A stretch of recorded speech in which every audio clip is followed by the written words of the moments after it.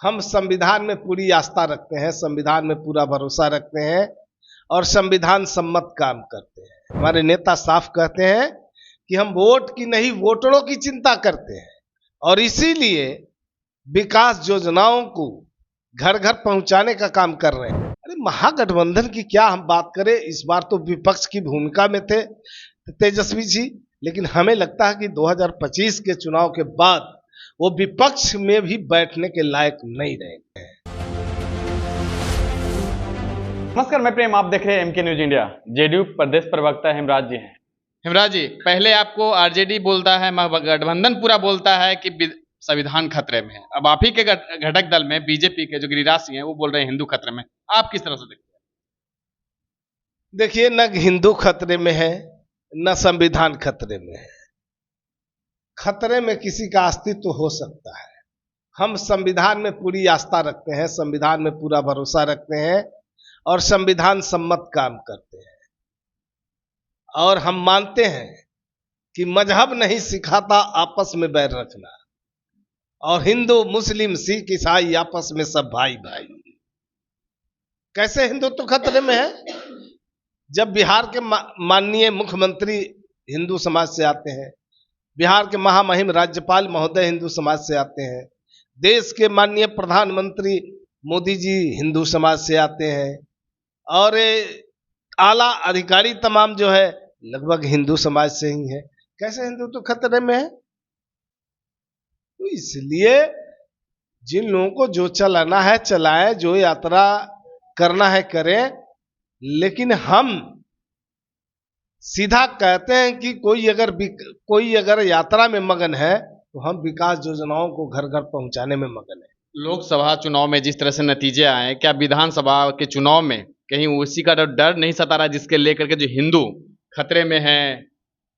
हम कभी वोट की चिंता नहीं करते, हम वोटरों की चिंता करते हैं। हमारे नेता साफ कहते हैं कि हम वोट की नहीं वोटरों की चिंता करते हैं और इसीलिए विकास योजनाओं को घर घर पहुंचाने का काम कर रहे हैं।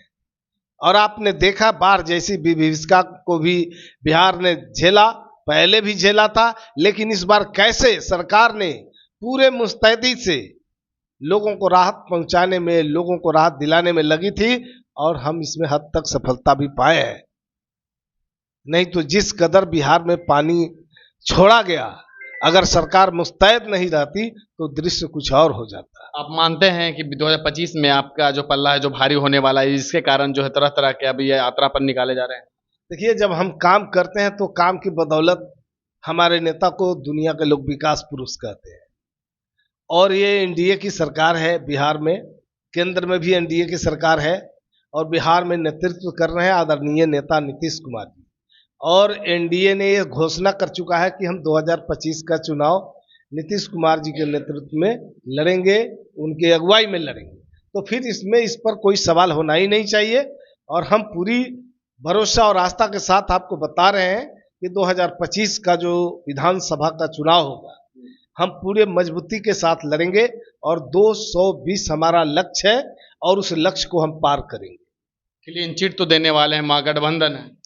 अरे महागठबंधन की क्या हम बात करें, इस बार तो विपक्ष की भूमिका में थे तेजस्वी जी, लेकिन हमें लगता है कि 2025 के चुनाव के बाद वो विपक्ष में भी बैठने के लायक नहीं रहेंगे। ये 4 सीट जो होने वाले उपचुनाव बिहार में, सबसे बड़ी बात है कि पिछली बार जो आपके रहे नेता जदयू से अभय कुशवाहा जो बेलागंज से थे, वो अब चले गए आरजेडी में। अब वहां से जो मनोरमा देवी आपके तरफ से जो खड़ी हुई है, 8 बार से सुरेंद्र यादव रहे विधायक, अब उनका बेटा आ रहा है। तो क्या लगता है वहां पे जो आपका मुकाबला हो, कहीं वो नाक की बात तो नहीं बन जाए? देखिए, 4 सीट पर उपचुनाव में 4 सीट पर हम लोग लड़ रहे हैं। एनडीए के उम्मीदवार चारों सीट पर है और चारों सीटों पर एनडीए ही मजबूती के साथ चुनाव लड़ने का काम करेगा और एनडीए ही जीतेगा। बाकी जो परिवारवादी, भ्रष्टाचारवादी, वंशवादी पार्टियां हैं, सब फेल हो जाएगी। तो फिर 8 बार से सुरेंद्र यादव रहे विधायक, तो उनका फिर क्या होगा? अस्तित्व कहाँ जाएगा फिर? तो अब तो देश की जनता, राज्य की जनता परिवारवाद से ऊपर उठना चाहती है। वंशवाद से ऊपर उठना चाहती है, इसी के लिए व्याकुल है। तो वंशवाद कह रहे हैं इमामगंज से मांझी जी, तो वो भी तो अलग हो जाएंगे ना। हम सीधी सी बात करते हैं कि काम के बल पे हमने जनता को राहत पहुंचाने का काम किया है और जनता के हर सुख दुख में खड़ा होने का काम किया है और बिहार को आगे ले जाने का काम किया है। हमारे नेता ने बिहार की तस्वीर और तकदीर बदलने का काम किया है। तो ये 4 सीट जो उपचुनाव का सामना करना पड़ रहा है बिहार को, इसमें कहीं से महागठबंधन की दाल गलने वाली नहीं है। चारों सीट एनडीए ही ले जाएगी, इसमें कहीं कोई शक नहीं है। आप दोनों बात कर रहे हैं, परिवारवाद भी खत्म करना चाह रहे हैं, विकास पे जीतना चाह रहे हैं, तो दोनों तो आपके पास है। अरे समझने की बात है, हम सीधी सी बात कहते हैं कि जब 4 सीट पर चुनाव हो रहा है, चारों एनडीए ले जाएगी, तो अब समझ लीजिए कि जनता के द्वारा नकारे गए लोगों के लिए कोई जगह नहीं होगा।